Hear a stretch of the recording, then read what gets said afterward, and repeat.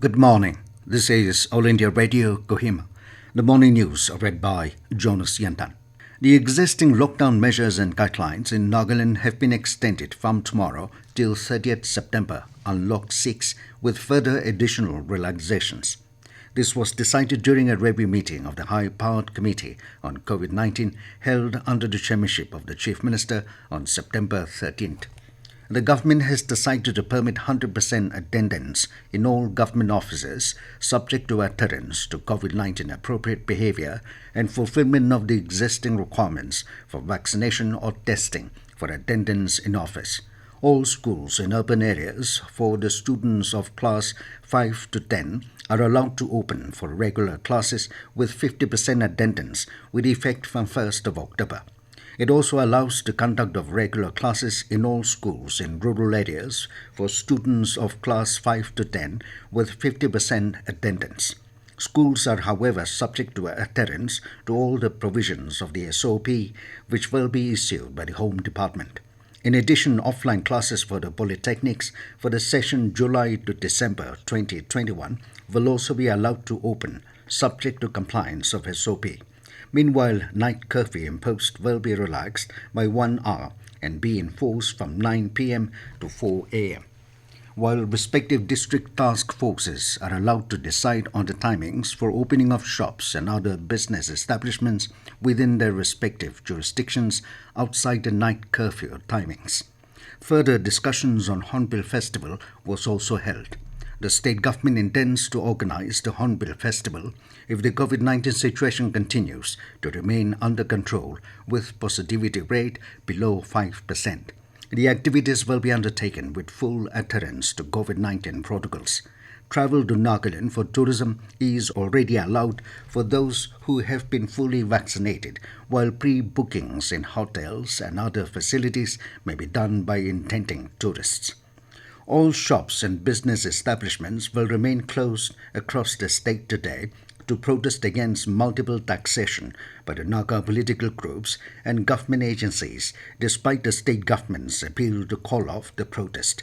Dimapur Chamber of Commerce and Industry, DCCI, in a press release issued yesterday, stated that a statewide total shutdown would go ahead as called by the Confederation of Nagaland Chamber of Commerce and Industry.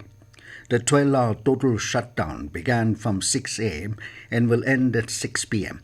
Further, the DCCI also clarified that a shutters down is confined only to all shops, markets and business houses and restrictions of transport goods.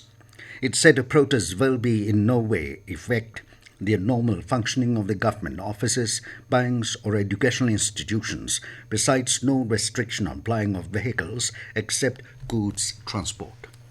Nagaland Pradesh Congress Committee (NPCC) has demanded for appointment of Lokayukta without any further delay. A press release from NPCC President stated that there is no reason good enough to justify delay in appointing Lokayukta, saying that the reason could only be to cover up corruption for some time. The NPCC also questioned the 60 MLAs on remaining silent on the issue, terming that by remaining silent, they are cooperating with corruption and are unfit to represent the people. The NPCC further said that if the MLAs are free from corruption, they should have no fear in appointing Lokayukta, rather keeping the post vacant is an admission to cover up corruption. Vice President and Rajya Sabha Chairman M. Venkaiah Naidu, Prime Minister Narendra Modi and Lok Sabha Speaker Om Birla yesterday jointly launched the Sansad TV. The programming of this TV will primarily be in 4 categories: functioning of Parliament and democratic institutions, governance and implementation of schemes, policies, history and culture of India, and issues, interests, concerns of contemporary nature. And as the nationwide free COVID-19 vaccination campaign at government facilities for those above 18 years is going on, we advise our young listeners to get vaccinated and also help others to get vaccinated. We also advise the listeners not to lower the guard as COVID-19 remains a threat to our health. Please stay at home unless it is essential to go out and continue to follow these 3 simple steps. Wear a face mask, maintain 6 feet for social distancing, focus on hand and face hygiene.